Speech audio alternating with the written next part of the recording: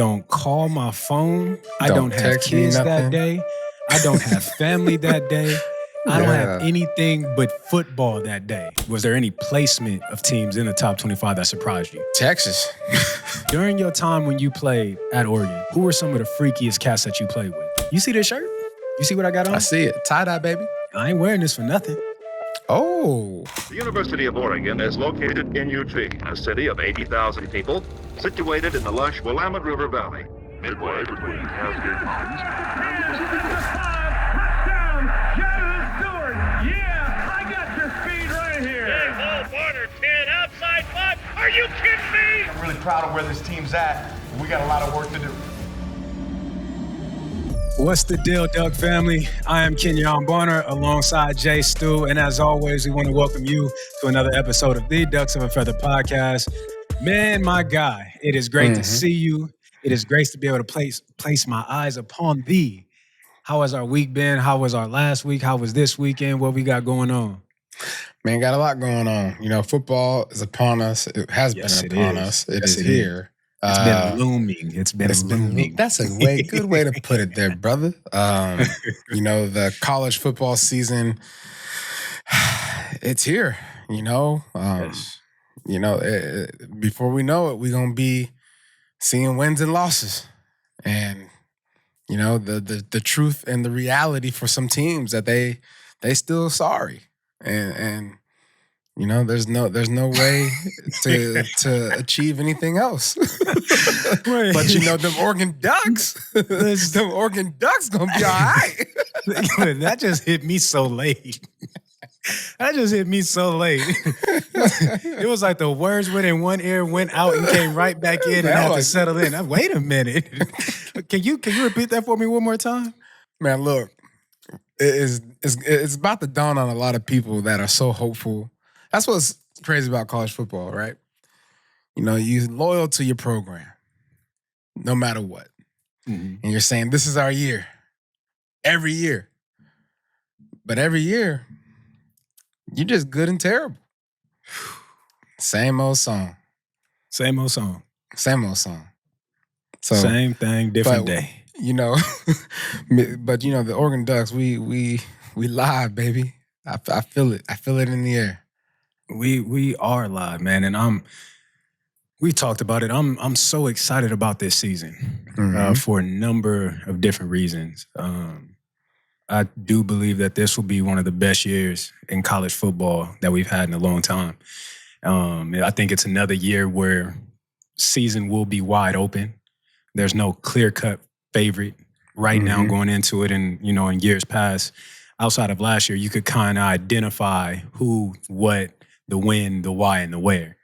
And last year and going into this year, it's again another one of those years where it's wide open. You know what I'm saying? It's feasting season, as they would say. It's up for grabs. Anybody could have it. Anybody could go get it. The determining factor will be who wants it more. You know what I'm saying? Yeah. Barring health and all that goes into it. I think this is going to be another great year. Another great year. Yeah. Oh, yeah. Hold on. What you think about the top 25 rankings? Did you see that I seen on Twitter? Yeah, I seen them. I don't care where nobody at except for us. You know what I'm saying? In top the words 10. of Chief Key. In the words of Chief Key. At the top, it's just us. So congratulations. You know, I don't care where Texas is. I don't care where Ohio State is. I don't care where Michigan is, Bama, Ole Miss, LSU, Arizona. I don't care. What y'all got going on in your backyard ain't got nothing to do with ours. Okay, right? We got to water our grass. We got to seed our grass, and we got to tend to this garden. Oh, and yeah. So make sure the lines are straight. All that. Yeah, all that. So I like it. It's cool. But again, at the end of the day, it don't matter. It don't matter. Where are we? as long as where we need to be, that's all it's coming down to. Listen, I know we only concerned about where we're at, right? In the top 25. But was there any placement of teams in the top 25 that surprised you? Texas. I mean, Okay. Archman, and I get it. I understand. Got the last name. They expect a big thing. Yeah. But last I heard was Ohio State won the national championship, and Penn State last year showed up. Okay? They did? And they still got a roster coming back. They do. That, in my opinion, they dangerous because they probably upset. You know what I'm saying? They are. And those two running backs. Two nightmares and two headaches. Two nightmares. And then, they got that defensive coordinator over there that they picked up from Ohio State. You really pissing them off even more. Maybe NCAA doing this on purpose. Put a battery in their back. Mm-hmm. And then I look at Georgia. Their quarterback situation is up in the air. But it's Georgia. It's Georgia. They're going to always get the Georgia. benefit of the doubt. I get it. Defense, they figure it out. Yeah. Benefit of the doubt. I'm okay with that, but I'm still, you asked me what I thought. You're right. I did. I don't think they should be there. I'm good with Dabo and Clemson being there. At 6? It's going to be interesting to see how all that really plays out. Yeah. They ain't really got too much competition that they got to worry about. Yeah. So I think they're going to end up where they need to be. Dabo is obviously well respected. How he's gone about handling recruiting and the portal and all that kind of stuff. We'll see if he has the secret sauce. Patient. We will. Playing the patient game. I'm gonna go back to somewhere in a team that we talked about on a couple earlier episodes. Illinois. I don't know what people see. And it's no disrespect, just in case, we have any Fighting Illini fans that come in and tune in. I just don't get it. I don't see it. I understand you guys got guys coming back. I understand that you guys did well in the portal. But based off of what I've seen in person and on television and film, I don't get where the hype is coming from. I'm not mad about it because you guys represent the Big Ten. You know what I'm saying? We're part of the Big Ten family, so the more we have in the top 25, the better for us. The better it looks. Mm-hmm. I'm surprised by that. I would say I'm a tad bit surprised about where Indiana is as well. I honestly think Indiana gonna they had a fluke last year. I don't care what nobody say. I'm with you. And they're gonna go through a little hopper here this season where they're gonna be underwater, you know what I'm saying? Like Titanic. They're gonna be like, wait, we thought it was all good and luxury. Listen, I hope they could replicate it. I really do. You love a good Cinderella story, and that's what they were last year. But consistency is the key to success and the key to elevation in college football. So hopefully they can repeat what they did last year and be a top 10 team throughout the season and at the end of the year. But time will tell. But listen, I don't want to hear all that. Why? Because that's real. Nah, that is. You don't like real. You don't like a good. I like Cinderella story? stories, but they not Cinderella this year. Why can't they be? Listen, no. Here's the thing. I don't want them to be Cinderella. They won't be Cinderella again if they're the same team as they were. Then it'll be okay. They're proving something. That they're being consistent with how and the outcome of games and winning. There's consistency there. So you can't call them Cinderella story if they do it back-to-back years. Right? I hear you. Illinois can be a Cinderella story this year. No, they can't.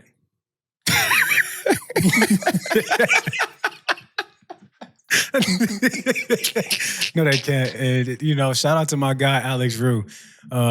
He's with the Big Ten Network. He is an Illinois alum and die hard. I remember last year we were at the Big Ten championship game. And Illinois was playing basketball. I think they ended up losing that game. They went into overtime. But he was heartbroken. But, you got to tell the truth and shame the devil. Since Rashard Mendenhall.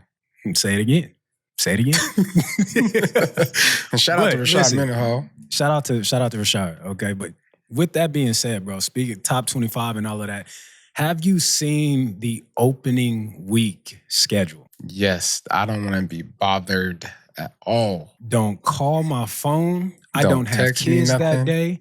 I don't have family that day. I don't have anything but football that day. Yeah, unless you sitting right there with me. I don't want you sitting with me.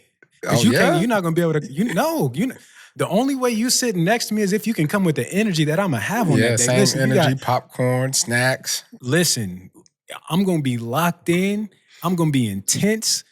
Yeah. I'm going to be hollering. I'm going to be up. I'm going to be down. I'm going to be pacing.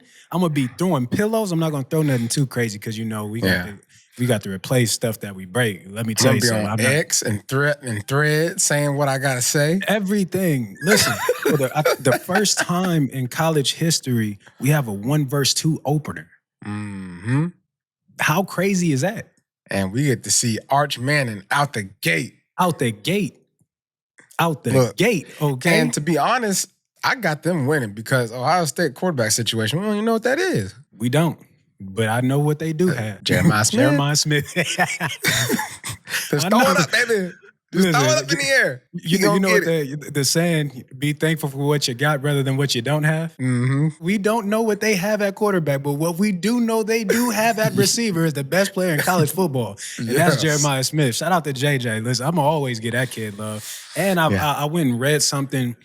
The dude is 225 now. Yeah, he done got bigger, muscle. He done got stronger. bigger. He done got stronger. He done got Probably faster. He jump higher. Grew up mentally. He's more mature. Did he have a mustache last year? I don't know. I'm not worried about his facial hair. Probably got facial hair now.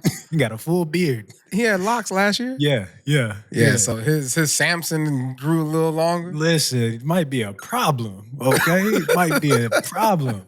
Well, you got them. You got Bama versus Florida State. You get Clemson versus LSU, Notre Dame and Miami, Syracuse, Tennessee, and I don't know why Baylor is making this list. What they doing? Them or Auburn, okay? Shout out to Cam. Shout out to Cam. Shout out to Cam. Maybe Cam be at that game. I doubt it. Maybe that's why that's a week 1 matchup. I doubt. The Carson Beck situation over there at University of Miami. Mm-hmm. Will he be able to thrive, or will he feel the pressure of Cam Ward? I mean, how do I want to say this? If Cam Ward had went in and won a national championship, I think it would have been real pressure. Yeah, it's that's respect.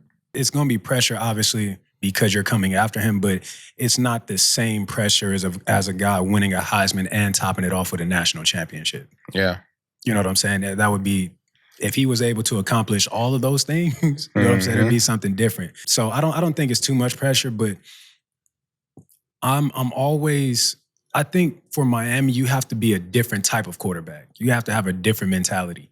And then to play up under Cristobal, I just don't know how that works. Yeah, how that offense gonna be. Yeah, you know what I'm saying? It'll be very interesting to see. I'm excited about it. I'm excited, new beginnings, fresh beginnings. I'm excited about it. What is Colorado gonna do? We don't know nobody on that team no more. We really don't. No, Deion Sanders. It's crazy to see how much weight Shedeur truly carried. Yeah. Not only on the field, but in the media. Mm-hmm. Because when he was there, Colorado was everywhere. Everybody was talking about Colorado. But as soon as he goes, the hype disappeared. And so I saw Colorado. I saw people in North Carolina, Charlotte, North Carolina, going on jogs in the morning with their Colorado stuff on. Wearing it proud. Proud. I'm like, hold on. Yeah. That many people went to Colorado? No, they was just fans. They was fans of the greatness that was Shedeur Sanders. South Carolina gonna make a comeback this year. They gonna actually strike hot. I like that quarterback. Last year. I like that quarterback. Yeah. I don't like that quarterback. I love that quarterback. Love him. On opening day, we just finished talking about one of the freakiest players in all of college football, in Jeremiah Smith. Mm-hmm. And they came out with the top 101 freakiest athletes of this season and who they are. And we're not talking Freakniks, okay? We're not talking Freakniks. Nah, we ain't talking about that. We're not talking Freakniks. We're talking about size, ability, strength, speed, impact. That's what we talking about when we talk about freaks, okay? Just guys that are anomalies in the game of football, guys that you don't typically see on a yearly basis. A couple guys that rarely come around. And we had two of our very own coming in at number 4 and number 11. We had Amari and we had Sadiq, okay, making the list. What you think about that?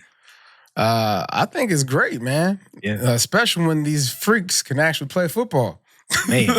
You know what I'm saying? Ain't it It's one thing to be physically gifted, but to be able to put it all together is another thing. Yeah. You know, I've been around a lot of players, I'm sure you have as well, where they've just been like able to lift out of the weight room. They've been able to outrun cheetahs. But for whatever reason, they get out there on that field and, you know, they look like bozos. They ain't got it. They ain't got it. 2 left feet. Right. And Kenjon Sadiq, he got it. He all that. He got it. All that in a bag of chips, as they say. Yeah, that's what they used to say. I don't know what they say. What they say nowadays, you think? That boy, Fi. Himothy. We might be behind. I don't know the terminology. Oh, speaking of Himothy, you know Jimmy Horn? Carolina Panthers? Boy, I've been seeing the clips. We calling him Himmy Horn. Ooh, I like that. Himmy Horn. That boy got it. He got that stop and go. Y'all ain't got a quarterback to get on the ball, but we're going to leave the Carolina Panthers Lord alone. Jesus. Yeah, listen, I stand 10 toes down on what I said and what I've been saying. I bet you do stand 10 toes down. I do. Let's get back to these freaks on this list, okay? Let's get back to that. Popping it off with Amari Washington. Somebody who I was able to see firsthand up close and personal when I was out there for spring ball, and we talked about him after spring ball ended and we had the pod. Yeah. This is a dude who brings it each and every single day. This is a dude who's dominant. This is a dude who I'm looking forward to some big things coming this season. Special. He's one of them special type of dudes, special players, and you didn't, obviously coming from behind the guys that he was coming behind, Caldwell and D. Harmon, it's, you know, you didn't get to see too much of him. Yeah. But let me tell you something. He ain't on this list for no reason. Oh, yeah. I'm sure he got the reasons. Yeah, he ain't on this list for this reason. Obviously, you talked about Kenjon Sadiq. The world that we're able to see him over the course of last season, what he did in the Big Ten championship, what he did leading up to it. We all got to witness that. And again, a guy who got in better shape, he looks the part, bro. He looks like a first-round draft pick. He just has that image. A lot of first-round draft picks are based off of what you can see, the eye test. Yeah. And let me tell you something. He passed that. He passes it. Flying colors, straight A's. He a 4.2 student. 4.2 student. A+. Yes, sir. A++. Top shelf. Yes. A1 sauce. All of that. Keenan and Kale, all of that, okay? During your time when you played at Oregon, who were some of the freakiest cats that you played with? Haloti Nada. Gotta be. Off rip. He actually might be one of the most. Damn. Let me stop. I didn't mean to curse. I'm sorry. You played with Haloti? Yeah. Hey, relax. Relax. That's my freshman year. Mom, I'm sorry for cursing. That's my freshman year, but baby. That just hit me. What you hitting on right now? My fault, bro. My fault. I didn't mean it like that. I meant like, what I meant by that was that, dang, anyways, like you got to play with greatness. Ignore this knucklehead that's trying to age me real quick. I'm not. I just told you what I meant. That dang it wasn't like dang as in like dang. It was like dang. That's how I said it. Yeah. No? You know, Chip taught me something. I will say this though. These numbers that I see from Washington, 6'3", 338 pounds. Haloti was about every bit of 340. Okay? Man-child. But the one thing that stands out about a man that's running he's 6'3", he running 20 miles per hour? How? He got a 36-inch vertical? How? What are we doing? I'll tell you how. That man can squat 755 pounds. He benched 475 pounds. Cheese and rice. And he power clean 385. Now, I'll say this. Haloti power clean 407. And you want to know why I know that? Because you was right behind him at 405, if I remember correctly. Yeah. I looked at the board. When I looked at the board, I said, I'll never be there. Why would I do that? 400 pounds on this? Why y'all doing that? What? Put that down. I couldn't deadlift 400 pounds back then. Bro, the only reason why my weightlifting partners was Kellen Clemens and Haloti Nada. That is a crazy group right there. that is a circus of a grouping. Yeah. How did Kellen get in there? Kellen was strong, boy. I believe Kellen, that. I think had like 360 clean or something like clean? that. Yeah. I would Kellen, never if you hear have this, guessed that. please feel free to comment and actually say the real number because I'm pretty sure it might be higher than 360. I would have never have guessed that because I played with Kellen in they were transitioning to the Los Angeles Chargers. Yeah. But I played with him then. That's when he country that's strong. He was over there throwing hay. He was over there throwing hay. Them hay bales. Yeah, them hay bales. Yeah, that's what he was doing when he was young. Okay. Yeah, you have to basically clean it up and then throw it onto the truck. Yeah. See? And he was doing that. Yeah, he was doing that for real. Okay. All right. Who else you got? Is it just Haloti, Kellen? Yeah, Haloti. I mean, TJ Ward. TJ Ward was a freak of an athlete. He was stronger than he was just strong. Like TJ was super strong. Super strong. Super I'm like, strong. why? Like pound for pound? Like he was out there doing everything that we was doing, that I was doing. I was doing it. I had more weight on the bar, but like I weighed more. You know what I'm saying? Yeah. And he was just so explosive, like as far as like how he played the game too. So the transfer, we know he was explosive. Yeah, he was over there knocking people's heads off. Ask old boy from Oklahoma State how explosive he was. Oh man, leave that man alone. He over there trying to mind his business. He over there having breakfast this morning. That boy's soul departed his body. Jesus, man, it was instantaneous, expeditiously. Listen, matter of fact, after I celebrated that hit, Stu, like it hit me. Like those are the type of guys that are going to be hitting you. Yeah. Are you ready for that? Are you and ready? The answer was no. Are you ready? I was not. I was glad I was red shirting and had some time to get ready. Yeah, let me get you. Hey, you ever watch on the sideline and see a hit and you right there, like you see it and you just move to the back, like get away from the scene. It's like, wait, this is a murder scene. I didn't see nothing. Let me get back here. Yeah. I don't know. Police, I don't know. My name is Bennett, and I ain't in it. I ain't in it. Yeah, but my fault. I didn't mean to get you sidetracked. So TJ Ward, who else? Man, I would say Devin Long. Like he was a defensive end my freshman year, and like the way he played, like he obviously his arms, his length, everything about him was just, in my opinion, coming out of high school, I was like, oh wow, that's an NFL defensive end.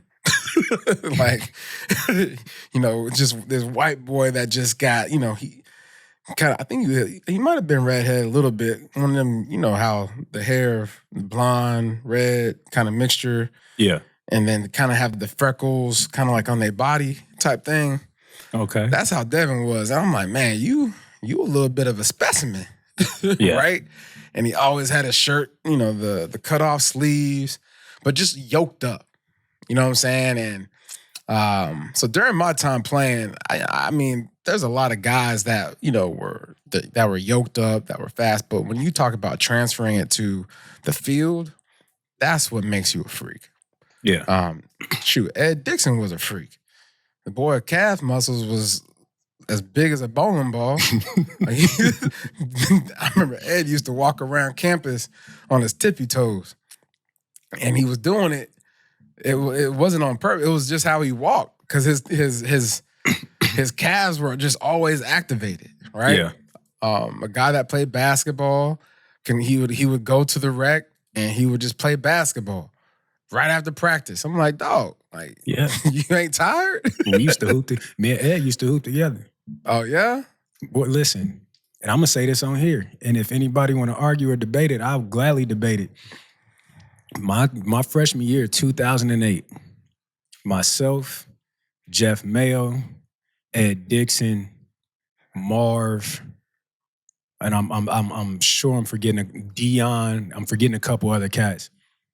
boy, we used to get that basketball team a run for their money. Mm-hmm. Listen, would have real games.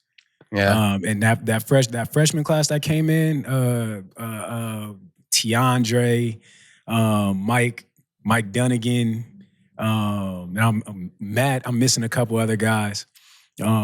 We used to whoop them boys. Really? Well, we had some real hoopers on the football team, though. We had real hoopers. Yeah, y'all had some real athletes, for real. We did. I remember TP, Tuan Porter used to come out there and play all them cats. Like, we used to have real pickup games at the rec, and it looked like something. It felt like something. Story time. Kenjon's a freak, too. Because Charlotte, North Carolina at the YMCA, somewhere local here. Shout out to the Y. We all pull up to the YMCA. Me, D'Angelo, was it Toad? Yep. Toad. And, it's off season. So, my ankles is all shot. Probably had some surgeries. Who knows what was going on with me. I just know I want to step my behind out there on the court. And so I was there in good support, so watching my boys, making sure they don't get hurt. Yeah. Kenjon steps on the court, doesn't stretch, doesn't do anything. Anything. And my man takes it to the, they playing some bums or whatnot. That's not really the case. My man gets the ball, dribbles it down the court, and lo and behold, he takes it to the rim. I'm like, oh, okay, he got a nice little opening, nice little layup, 2 points. Nope. Mm-hmm. That man goes up to dunk the ball, not stretched, not warmed up, not even a lather on his body. And he's just able to just pull up. How tall are you? 5'8", 5'9"? Whoa! Don't cut my inches short. Hey, you crazy. probably 5'8" Don't we now, can bypass really. that? No, I'm not. I'm 5'10". Okay, I'm 5'10". I'm 5'9". That boy 5'8". Hey, 5'8" no, I'm and 5'9". 3/4. But anyways, look, for the story's sake, if you 5'8", the story's even better. Because that means he sprung out of his dang shoes and dunked the ball on these people. And I wasn't prepared. Nobody was prepared. Nah, nobody was. Nobody was expecting wow, that. This is cool. But he really do this. And then after we talked, after the game, I was like, he over there feeling himself. He's like, yeah, man, I really could have played ball. I could have made it to NBA. I'm like, all right, bro, relax. Yeah, all right. You still think you could have made it to NBA? Yeah, I really do. You got to understand, bro. I was a true point guard. Okay. I had handles. I could pass. But where I shined, I always guarded the best player on any team that we played, whether it was AAU basketball. Yeah. Like you was aggressive on them. Like you was aggressive on them YMCA boys. For no I'm reason. aggressive on anybody on that court. It didn't matter. Yeah. I don't care who you were. Like I could play the game of basketball, bro. I really could. I could. Ask Coach Frost. Coach Frost, no. Okay. Side note. Coach Frost used to be in the rec hooping with us. Yeah. All right. Well, this is a message to Nate Sally and Quentin Teal, 2 former Carolina Panthers. I was just with them this past weekend. They was arguing about who was the best basketball player. I'm just gonna say it. One of these days, all 3 of y'all gonna get together and y'all gonna have a nice little match. Who? You and Nate Sally. Nate Sally went to Ohio State. That's cool. He was a Buckeye. That's cool. But I haven't seen him. I haven't seen him play. But it just reminded me that I got some things to set up. Okay. We'll set it up. Set it up. But I want to go back into these freaks. I want a couple cats that I played with, right? Yeah, who you played with that was a freak? I'm going to start right at the offensive line with Kyle Long.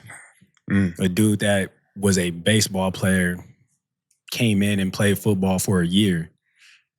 Bro, the strength, the speed, like something I had never seen. There's a reason why he went in the first round. Yeah. You know what I'm saying? After playing 1 year of football. Just an absolute monster. Kyle got his hands on you, like you weren't going anywhere. You know that Kevin Hart comedy where he talked about he got one move and if you get past it, it was... That's when Kyle got his hands on you. There was nothing that you were gonna go where Kyle wanted to take you. It didn't matter who you were, what you were. Come with me. Let's go this way. Man, we're playing SC, bro. I scored a touchdown. Kyle picked me up like a child, put both his hands on me and set me on my feet. Bro, I kid you not. I was so tired. I said, Kyle, don't ever do that again. When we got to the sideline, I said, hey, bro, we on national television. Don't you ever do that again. He said, on my fault. Don't do that. Bro, Haloti did the same thing to me my freshman year. Don't he you picked little me up boy like I was a little baby. Like he clotheslined me like this. And I was just hanging on his arm. That's different because you was 240. I was hanging on his arm. Like he was like a silverback gorilla, bro. Like you know how silverbacks just be chilling? Like, yo. Yeah. You mess with me, I'm gonna mess you up. The gentle giant. Gentle giant. So I'll go Kyle. I'm gonna go DeAnthony. DeAnthony's ability on the field, like he's like a superhero fast. Superhuman fast, but the ability to cut at superhuman speed. You don't have to chop it, don't have to chop his feet to make a cut. Literally be running one direction, putting his foot in the ground, go absolute free. I've never seen anybody run the rock the way DeAnthony ran the rock and be able to cut the way that he could cut without breaking stride. It was absolutely incredible, insane. From there, I think that would make the top of my list, the freak above all freaks, was Colt Lyerla. Tied in, he was Kenjon Sadiq before Kenjon Sadiq was Kenjon Sadiq at Oregon. Colt was strong. The first dude I've ever seen jump out of 3 feet of water onto the concrete out of a pool I blew my mind. I'm like, bro, you're 250 pounds. How did you just jump out of 3 feet of water and land on not scrape your shins or your knee? Like, absolutely blew my mind. I think it was Arizona. You could line Colt up at receiver. You could put him back there at returner, and you could put him back there at running back. I think we played against Arizona. Colt had like 10, 15 carries for 70, 80 yards at running back. Jeez. It was something that Chip just, let's put Colt back there. Let's just try this. I'm bored. And boy, listen, it was absolutely mind-blowing. And then John Boyette was a freak too. You talk about a dude that was undersized but super strong. Like, John was always at the top of the list for pound on the team. Always. One of the strongest dudes I've been around in an absolute dog. But no one takes the cake like Colt. Colt was the freakiest player I've ever played with. One of the biggest what-ifs probably in Oregon history. And Oregon got a long line of what-ifs. A long line. But for me, Colt would top that list because the talent that dude had and the athletic ability and the physical gifts that he had, bro could have been something out of this world if he could have stayed straight. Excuse me. Another guy I forgot about was Dexter Manley Jr. Dexter Manley Jr. was a transfer, and JC transfer, and he played D-line. My man was gifted beyond belief, but just naturally gifted, right? Mm-hmm. And you talk about a cat that was like, if he was my size, he was playing running. He was like he could play running back. If we really needed a guy to play running back, he could play running back. Okay. Now, as far as like, shifty left to right, like he'll get it. He'll have good contact balance. You know what I'm saying? But like Dexter Manley Jr. played D lineman. He lifted out of the room. He jumped out of the room, and he was fast. And I just remember that was the first time we got a transfer where I was like, oh, wow. Like, how many of them are you? How many of you are them? How many of you are there out there? Yeah, you know what I'm saying? Like, we need more of you because you, like, the NFL prototype type of guy. But yeah, I just wanted to make sure I threw him out there because Dexter Manley, he was a handful. Whoa. It's crazy. Oh, wow. Whoa.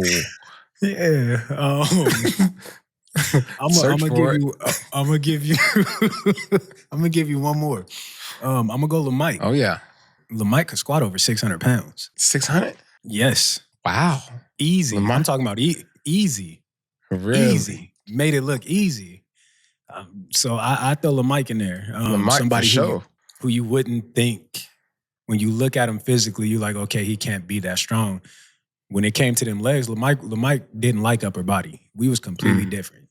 LaMike loved lower body. I loved upper body. So when it was Why'd lower you love body, upper body? boy, listen. It was the appearance, okay? It was the aesthetic. It was aesthetically pleasing. My legs didn't get big, Stu. My legs don't get big. They get strong. All right. But they wouldn't get bigger. So you just maintained them, huh? You know what did get bigger? My chest, my shoulders, my traps, my biceps, my forearms. Yeah. You know what I'm saying? My abs popped out. Yeah. Working out with your big brother. He over there summertime, we got all the sports team, and guess what? I'm out there with my shirt off. Shirts off. I done been in the weight room, baby, okay? Don't worry about the legs. I'm fast. You got to catch me to hit me. Yep. You know what I'm saying? So, yeah. That's impressive. So that's the reason why his contact balance was something different. Yeah. Mike's thighs. 600 pounds. Yeah, Mike's thighs, all of Mike's weight was in his legs. Literally. Mike's thighs was so big, bro. But again, the dude could squat 600 pounds and make it look like it was 315. It was crazy. It was crazy. But speaking of freaks, we've been consistently kind of bringing up guys that Oregon have gotten as recruits over the past couple of weeks. And we got two of the biggest recruits that we've gotten, and I believe two dudes that are going to make an immediate impact in Anthony Tank Jones and in Mr. Devon Benjamin. Two dudes that I'm watching these guys, bro, and I'm like, okay, I can see it. I think, again, immediate impact type players. I think, Anthony Tank Jones. I saw the little clip of him, of his high school film. Whenever you have a defensive lineman, a defensive edge guy, I don't care what you is. If you putting a hand in the ground on defense, you ain't got no business being able to carry the rock the way he was carrying the rock. He carried the rock. Yeah. I saw a little red zone run, and it wasn't just like a goal line package. My boy was toting that rock, and he looked very elusive. Yeah. Right? So in my opinion, he a defensive edge guy, but it's because he's an athlete. That we talking about when we talking about freaks. Like if you are that guy, if you have that God-given ability, that size, the physique, in Kenjon's words, you take your shirt off and people say, oh yeah, he put together. You know what I'm saying? Yeah. But then you able to go out there and actually put it together? I mean, my man can play offense while he's actually a edge, his position is edge. That you ain't got to say nothing else. I know what kind of athlete you're going to be. You're going to be able to jump. You're going to be able to bat the ball down. You're going to be able to do it all. All, yeah. Number 4 edge rusher, and this is the one that really stands out to me, the number 1 player in Alabama. And I don't know when the number 1 player of Alabama has ever escaped the state of Alabama. You know what I'm saying? And made it out, went anywhere. That says a lot something about Dan Lannon right there in the staff. A lot. It says a lot about those guys. But when you talk about Anthony, like, I turned into a scout, right? I started, okay, what's so special about this dude? One, when you turn on that film, he's a man amongst boys. Right. It doesn't take long to see what he is. Like, he has it all. He has the speed off the edge. He has the power. He can go speed to power. He can long arm you. He's shifty to hit you with up and unders. He can swim move. The dude literally has it all. And his motor, that's what stood out to me. He's a special player. His recognition, he has a high IQ. There were plays on his film where he's able to recognize something. I don't know if it's his zone that he's supposed to be dropping into, but he'll completely leave rush and go drop to his own and make a play. He's an unselfish player. And you see that when he's on the offensive side of the ball, whether it's him going downfield. Yeah, whether it's him making crack blocks, or whether it's him making multiple blocks on the same play, blocking different guys. Just an absolute dog. And if I had any critique on this young man, it would be for him to be more aggressive with his hands consistently. Because he has thunder in his hands. You see on certain plays when he shot it. I'll put it like this: being in the South with you, like we understand the thunderstorms in the South are completely different, right? Stop you in your tracks. It stop you in your tracks. It make you second guess some things. I remember I just left the Manning Passing Academy a couple weeks ago. And myself and Charles Davis and a couple other guys were riding on a golf course in the middle of a storm. And all of a sudden that thunder hit. And boy, it cracked it. You would have thought the heavens was opening. That's what it sounded like. That's what it felt like. I firmly listen. That's how aggressive it was. But when you watch this kid on film, that's the type of shock value that he has when he truly decides, okay, I'm gonna put my hands on you. There's nothing. Again, there's nothing that you can do with this dude. So my only critique would be that consistently. And then with his motor, there's defense has the saying, chase the ball. Mm-hmm. I look at it completely different. You can chase the ball. There's guys that chase the ball, but it's kind of like, I'm running, I may get there, I may not get there. But then you have defensives and players who hawk the ball. And when you have somebody who's hawking, that's somebody who's full go, balls to the wall, chasing the ball, they're going to make the play. And there's plays on his film where he's chasing the ball. Okay, I'm gonna get there. But then there's plays where when you look at him, like he's moving with intent, he's moving with purpose. And based on what I've seen, like you have everything it takes and requires to be a first-round draft pick, in my opinion, based off of what I've seen. And there's a reason you're ranked as high as you are, and there's a reason that the colleges that wanted you. And so if you want to be a bona fide first-rounder, your motor is what's going to separate you. Everybody's going to have speed. Everybody's going to have strength. You have an IQ that most players don't have that they eventually have to develop through experience, but you're already displaying certain signs of that in high school.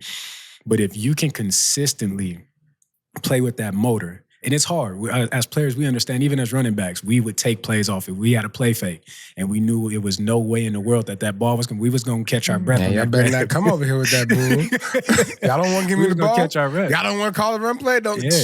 I'm out. Yeah, but for him, like bro, you see it. It's so clear when he's going. When he turns that motor on, he's a completely different player. And so those would be my only two critiques of him. Be more consistent with your hands and be aggressive with it, because it is a, what's the word I'm looking for? You have an advantage. You're a big dude, but you got power in those hands. So be more consistent, be more aggressive with your hands, and then work on consistently having that motor on. Don't be selective when you turn that motor on and choose to use it. Yeah, I'm not worried. You know, one of those things that, a high school player, depending on what, he's being coached in high school, a lot of times you're the best player on your team in high school. And so you ain't going to have coaches telling you, hey, pick it up, right? Yeah. All the time. You get away with stuff. To college, you're going to learn. They going to, you what like you think flies you on is? You think this is sweet. Oh, yeah, we told you would play, but you ain't playing with that attitude. You ain't playing with that effort, right? So you'll learn. That's awesome, man. I like that breakdown, man. Appreciate you watching film, dog. Tell us about Benjamin. Well, Mr. Devon Benjamin, okay? When I watch this guy, does he have good field awareness? Like what's his thing? Oregon found to say he's not going to play DB. He's not going to play corner. I believe he's a safety. When I look at him and I watch him play, the aggression that he plays with, we talked about this. I judge a secondary by their safeties and by their DBs. Are you willing to come down, get in the mix, make players feel you? And when you watch this kid, when he's at that safety position, he's an absolute monster. He has the ability to come down, play in the box, play in the run game. He has the ability to come down, set the edge. He is a great blitzer. And he's very aware. He's very smart. There's a play on his film where he's not going to get there to actually make contact with the quarterback, but he ended up jumping and attacking the throwing arm to change the angle of the throw, which I think turned into being an interception. So just having the awareness of, okay, I can't physically put my body on him, but let me put myself in a position to make him have to throw above or around me.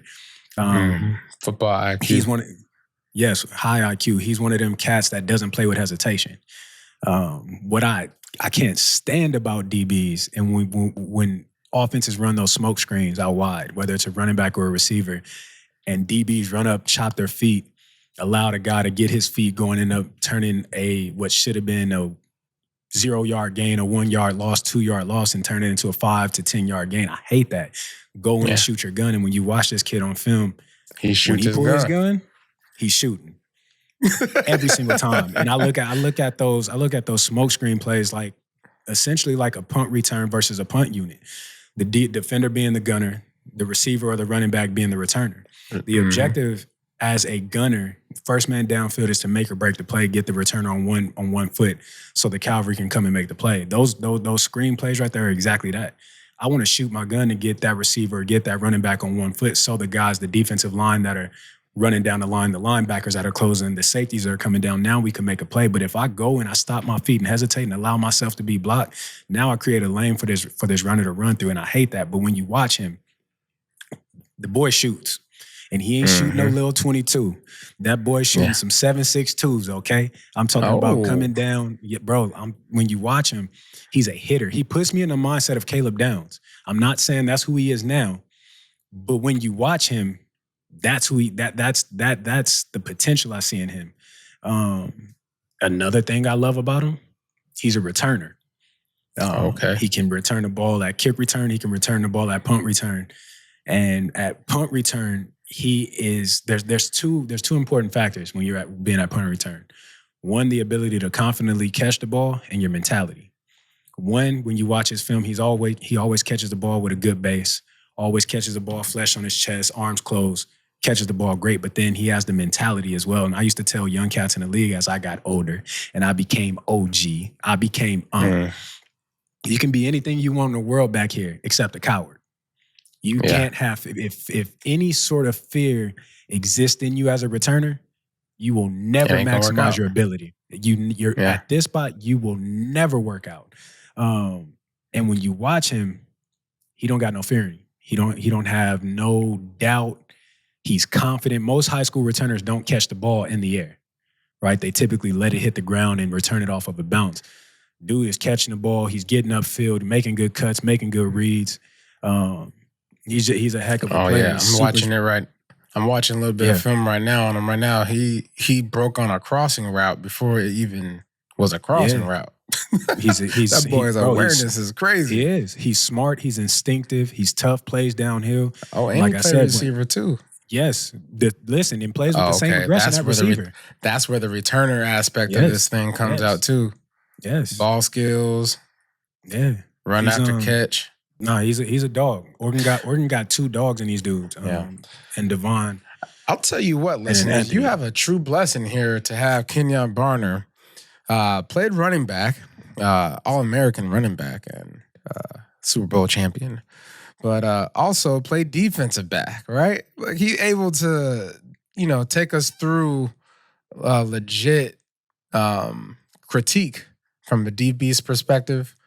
But not only that, special teams perspective, which you don't often get from anybody on these podcasts lately. So I really enjoyed that, Kenjon. Shoot, look, I'm glad you enjoyed it, man. I might need to hit you up on these DB, the DB aspect of life, because I'm over here coaching DBs in middle school football right now. Okay, listen, I got to go back to school. I remember everything. I remember some things. I remember everything. I remember some things. Shout out to the D boys, always and forever. But listen, I gave a critique on Anthony, right? So I got to give a critique on Devon. What can he do better? Learn how to disguise better. It wasn't much that I could really take and be like, you need to change this based off of what I seen on the highlight film. But I knew every time he was blitzing, every single time I knew. And at that next level, again, once you get up under some different coaching, they'll teach you how to disguise. They'll teach you how to be patient. As offensive players, as ball carriers, as defensive players, when you're disguising, we're selling a dream. You know what I'm saying? We want to sell something that isn't what we're doing. And so as a blitzer, he's a heck of a blitzer. Again, learn how to disguise it. If he can figure that piece out to where it doesn't look like I'm coming, he's antsy. He wants to get there, right? That's the easiest thing to see. Which is a good thing. But you're right. Because when you get to the next level, you're going to go against these quarterbacks that are being taught to understand what blitz looks like. Because it's their job to protect themselves. Easy. Whoa. Mike 22. Hey, Mike 22. He's coming. He's coming. Mike 22, he coming. Look, our running back, come over here. Yeah. As a matter of fact, just go to the line scrimmage. Yeah. Exactly that. So that his blitz, and then just work on constantly staying in a football position. Because on his film, sometimes you see him stand straight up and then have to hop back into position. Like he stands up, kind of looks around, sees what he sees, and then goes. Work on being able to observe and react while being in position. Them the only two things I got for bro. But I think this, I don't know why this hit me. The 2027-2028 season, I think that's the season for me. Seeing what these guys are getting in, seeing the guys that may still be here, I think 2027-2028 will be a great year for Oregon football fans. Write it down, note it, okay, and we'll come back to this. Where my notes at? Put this here. We'll come back. We'll come back to this. Kenjon Barner said it's going to be a good season. Okay, it's gonna be not a good season, a great season. My bad. Great. Yeah, say it correctly. Great. Not too good. Okay. Yeah. But man, right here. Shout out to them. We got some guys, man. We really do. Yeah, there we go. What Smokey say? Take a picture. Write it down. I don't care. But no, I'm again, what Coach Lannon and what this coaching staff, bro, what they are able to do in recruiting is absolutely incredible. The quality of player that is walking through the doors of the University of Oregon is absolutely something that Oregon has never seen. Yeah. You may get one, you may get two, but to consistently get them the way that they're getting them from all across the country, I'll go back to us saying this at the beginning of the year last year.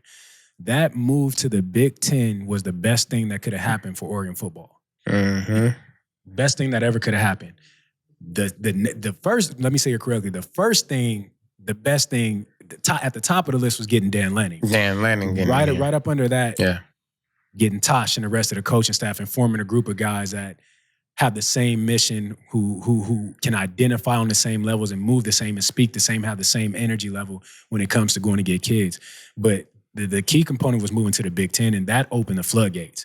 And we're seeing that. We're living in that. The mixture, I mean, whenever you're able to go to Alabama and get the best guy, the best recruit in Alabama, the absolute best, and he don't want to wear crimson? You don't like crimson? You want to wear green You want and to yellow? wear Oregon? You want to wear green and yellow?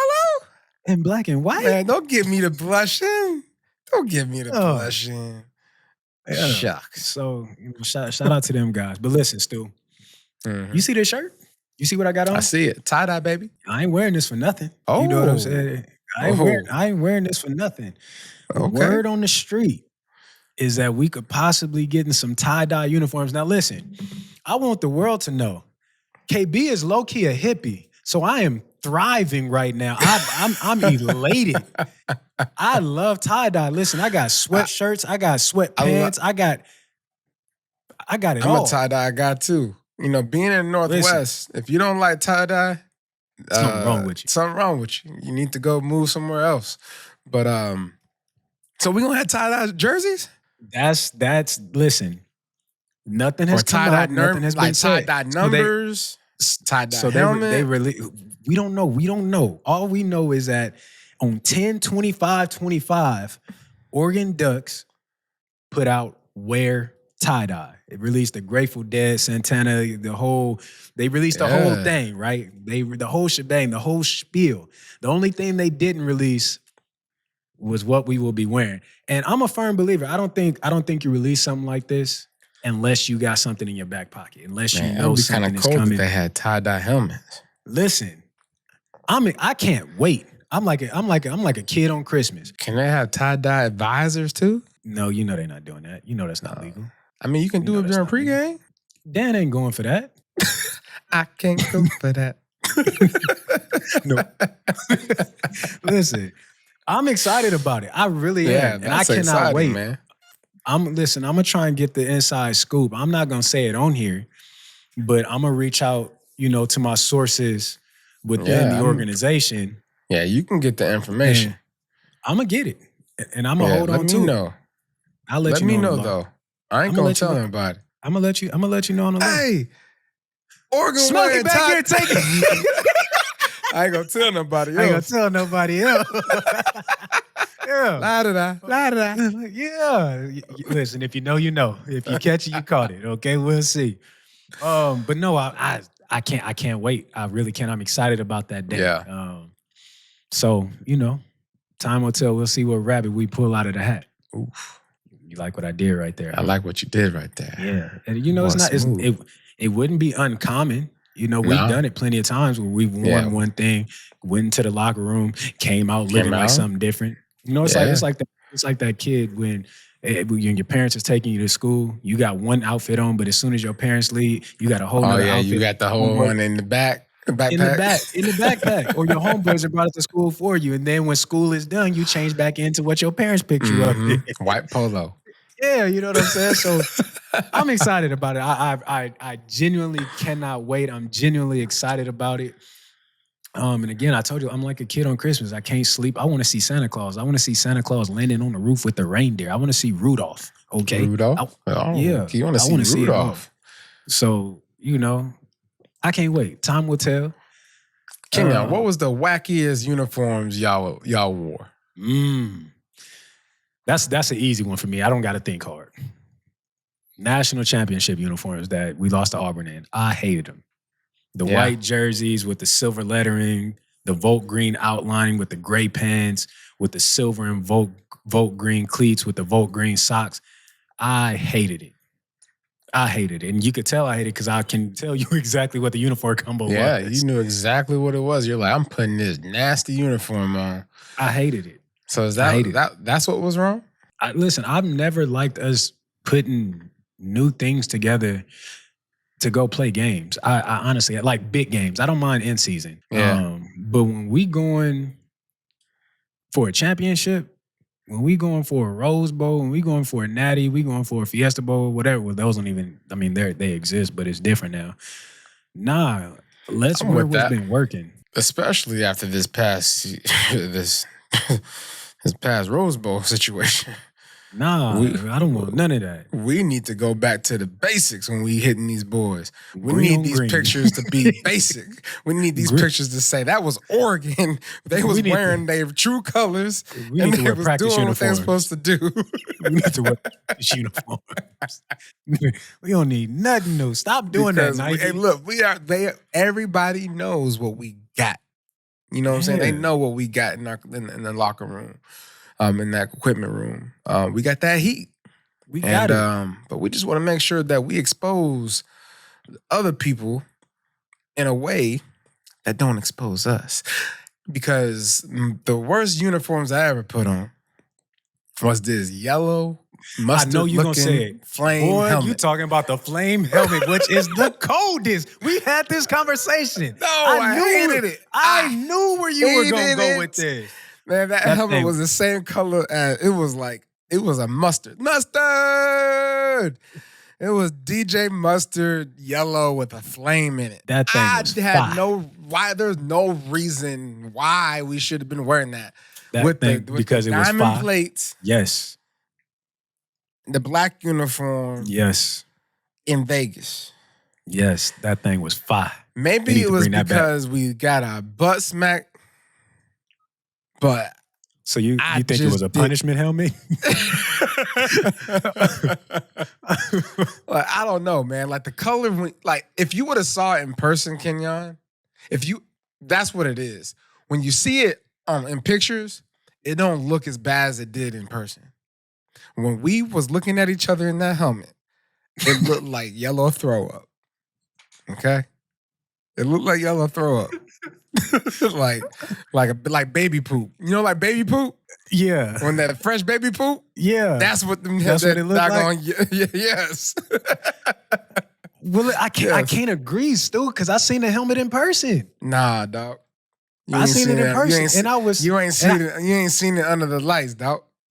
Maybe it was The just lights. The lights was ma- giving us the bad measures, man. It was like, man, I want. Y'all should have wore a different uniform comment. Y'all should have wore the yellow jerseys with the green sleeve. That's what y'all should have. I think that might have been it.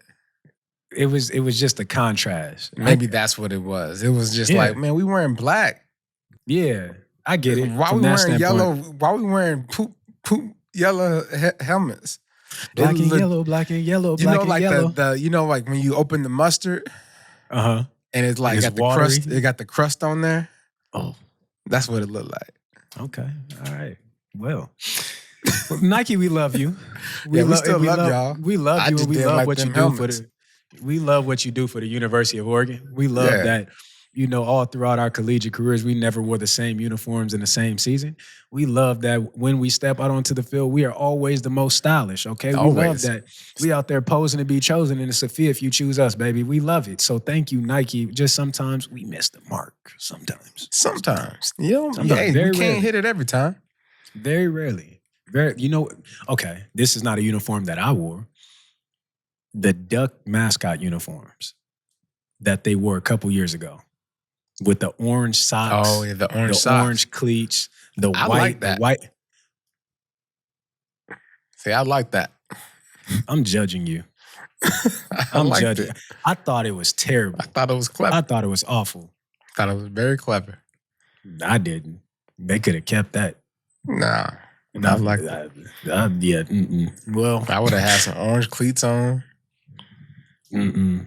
Yeah. No. I would have went over there to Oregon State, the Beaver Land. Like, hey, y'all got some orange cleats? No. Mm-mm. No. And on that note, Stu, that's all we got time for, baby. It's been a great one. We love you, Stu. I love you. Love you too, dog. And as always, ducks of a feather flock together, and we out, baby.